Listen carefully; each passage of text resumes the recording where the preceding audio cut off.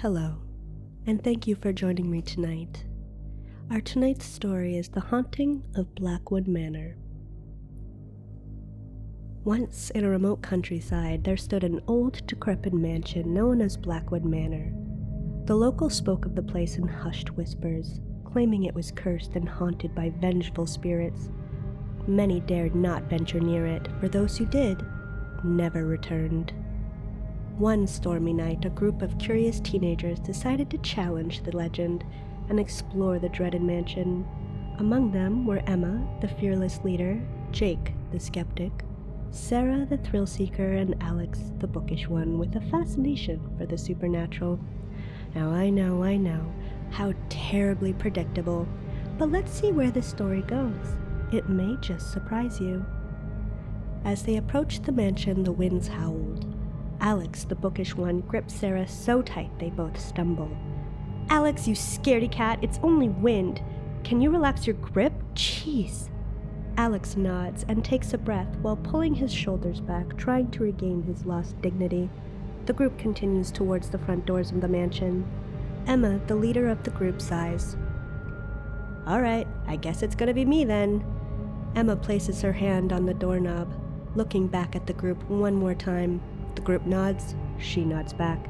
She opens the door, and it ever so slowly begins to creak open.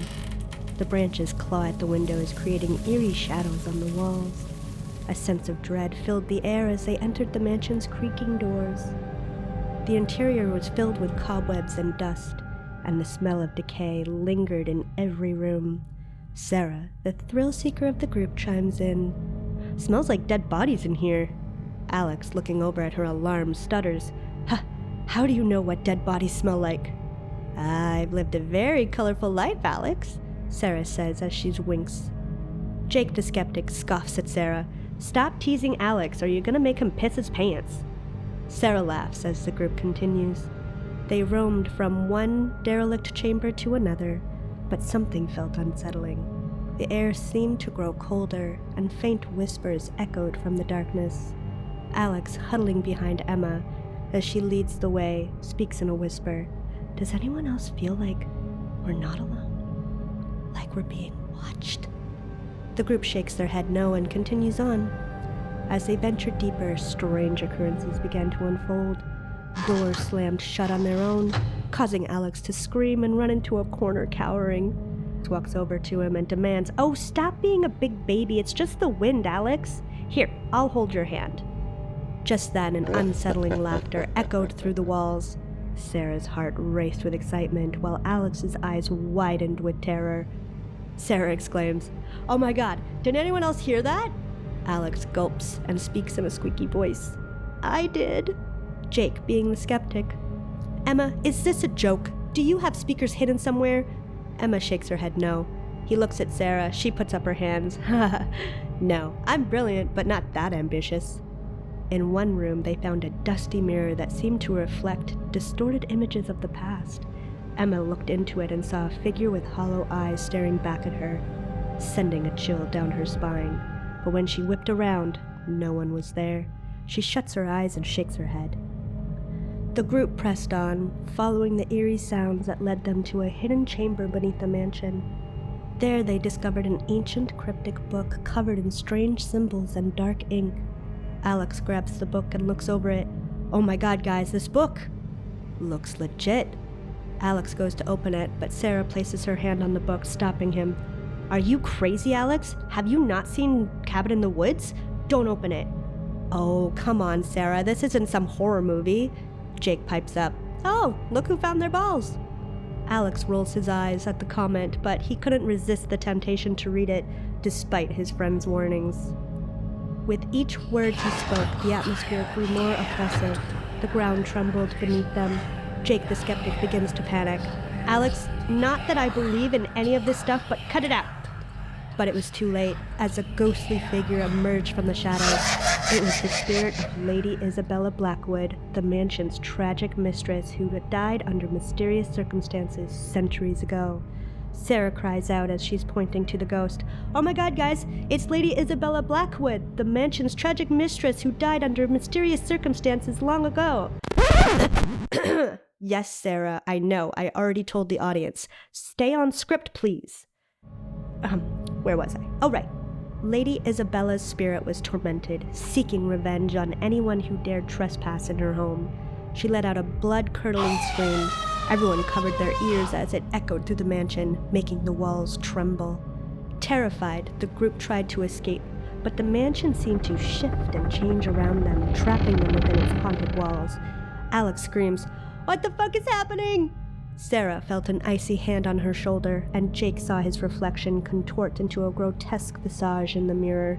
Jake screams as he places his hand on his eyes and shakes his head. Emma grabs Jake. "Come on, Jake, we have to go. Stop looking at yourself in the mirror." Jake stammers as they both begin to run. "My reflection, it wasn't right." Emma looks back. "What are you talking about?" Sarah interrupts them. "Now is not the time for chit-chat, you two. We need to find a way out." Every intent on escape were foiled. Windows would turn into walls and doors would reveal themselves to be dead ends. Desperation gripped them and they realized that they had to undo the dark incantation from the book to break this curse.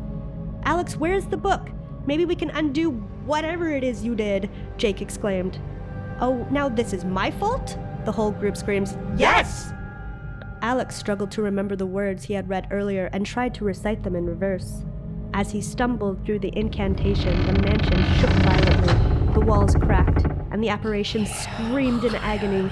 At last, Alex recites the reverse incantation completely, and with a final burst of energy, the mansion collapsed, engulfing the spirits within.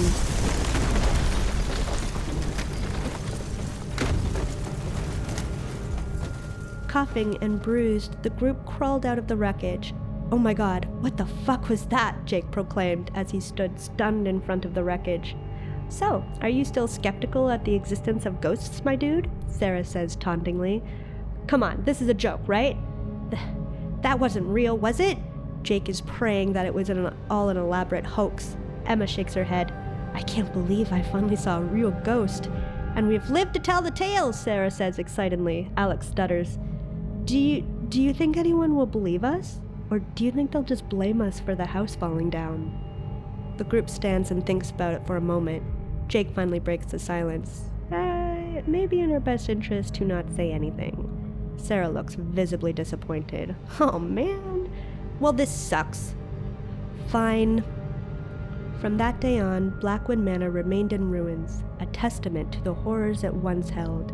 And though the mansion was gone, the memories of that terrifying night haunted the teenagers, a constant reminder that some places are better left untouched, for the darkness they hold can consume even the bravest souls.